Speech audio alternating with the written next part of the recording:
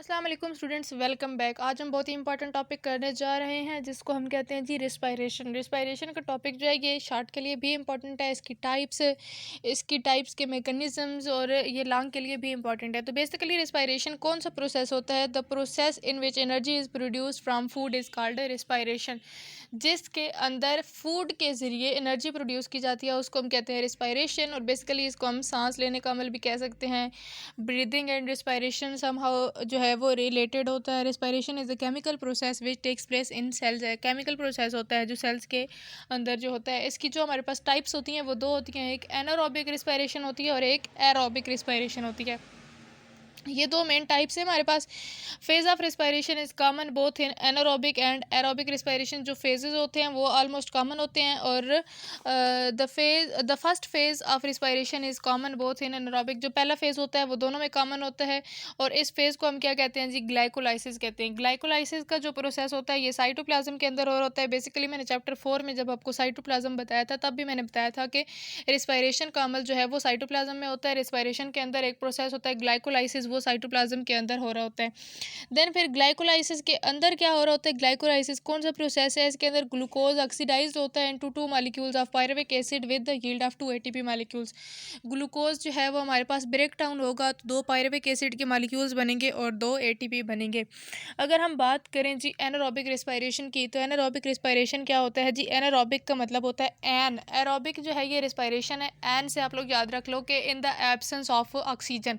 Oxygen जो है वो नहीं होगी तो in the absence of oxygen ये जो रिस्पायरेशन होती है। In the anaerobic respiration glucose is completely oxidise to carbon dioxide and water. First step में क्या होता है जी? ग्लूकोज ऑक्सीडाइज हो जाता है और क्या बनता है जी? ग्लूकोज ऑक्सीडेशन के रिजल्ट में कार्बन डाइऑक्साइड और वाटर बनता है, लेकिन it is converted into carbon dioxide and alcohol और लैक्टिक एसिड और this process is called fermentation.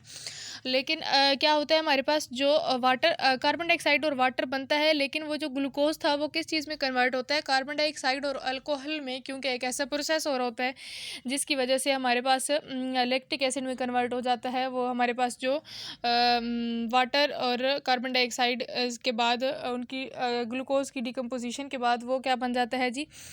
Lactic acid में कन्वर्ट हो जाता है। लैक्टिक एसिड बनने का जो अमल होता है इसको फर्मेंटेशन कहते हैं। फर्मेंटेशन की टाइप्स हैं अल्कोहलिक फर्मेंटेशन और lactic acid fermentation. Alcoholic fermentation में क्या होता है जी? Pyruvic acid produce during glycolysis is converted into ethyl alcohol. हम जब ग्लूकोज की डिकम्पोजिशन करते हैं तो हमें पायरुविक एसिड मिलता है। वो पायरुविक एसिड क्या करता है जी?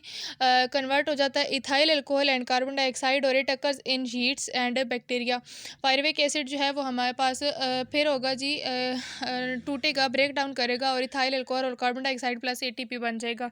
देन लैक्टिक एसिड फर्मेंटेशन आ जाती है। During vigorous exercise your heart and lungs can not provide enough oxygen muscles quickly. Lactic acid fermentation में क्या होता है जी? पायरुविक एसिड जो है वो कन्वर्ट हो जाता है लैक्टिक एसिड और एटीपी में। और ये जब होते हैं muscle start to carry out anaerobic respiration. Bacteria जो है जो मिल्क को कन्वर्ट करते हैं योगर्ट में, ये भी लैक्टिक एसिड प्रोवाइड करते हैं जी, प्रोड्यूस करते हैं।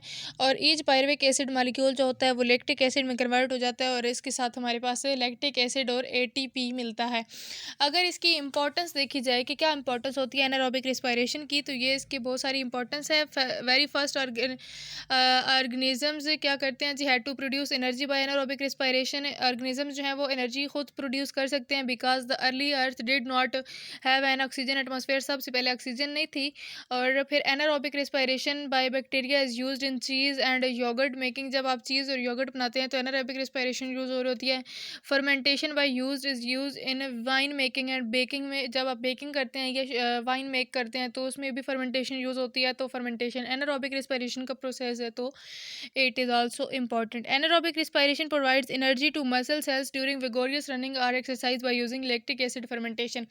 क्योंकि जब आप दौड़ते हैं या रनिंग करते हैं या कोई भी एक्सरसाइज करते हैं तो आपके मसल्स को जो है वो डिफरेंट किस्म की एनर्जी चाहिए होती है या क्या बहुत सारी एनर्जी चाहिए होती है फॉर एक्सरसाइजेज।